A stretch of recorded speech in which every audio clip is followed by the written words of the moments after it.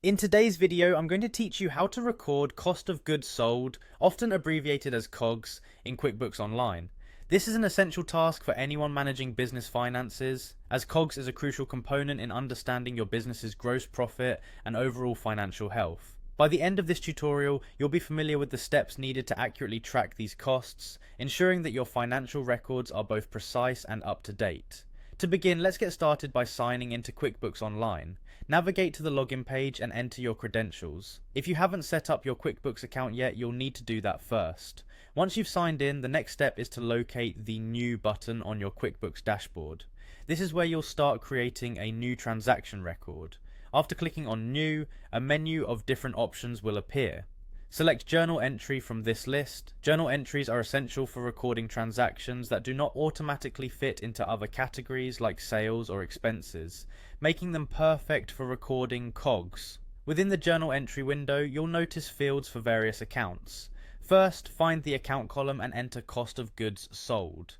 In QuickBooks, the COGS account represents the direct cost of producing your goods or services sold, making it vital for tracking and managing. Once you've entered COGS under the account column, move over to the right and fill in the debit amount.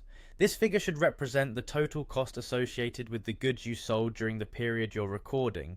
Enter the appropriate debit amount that correlates with your sales. The next step involves entering inventory asset under the account column of the next line.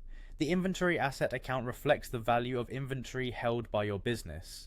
This entry helps in transferring the decreased inventory value to your financial records. Subsequently, input the corresponding credit amount next to the inventory asset. This credit should equal the debit value you recorded for COGS. Balancing these entries is crucial as it ensures that your accounts accurately reflect the transaction and maintain proper accounting integrity. Finally, after you've added all necessary entries and double-checked for accuracy, you can click Save. This will record the transaction in your accounts, reflecting the cost of goods sold against your inventory and providing a clearer picture of your business's profitability and cost management. And there you have it, you've successfully recorded a COGS entry in QuickBooks Online. This simple process, when done regularly, can greatly enhance the clarity of your financial reporting and help you make more informed business decisions.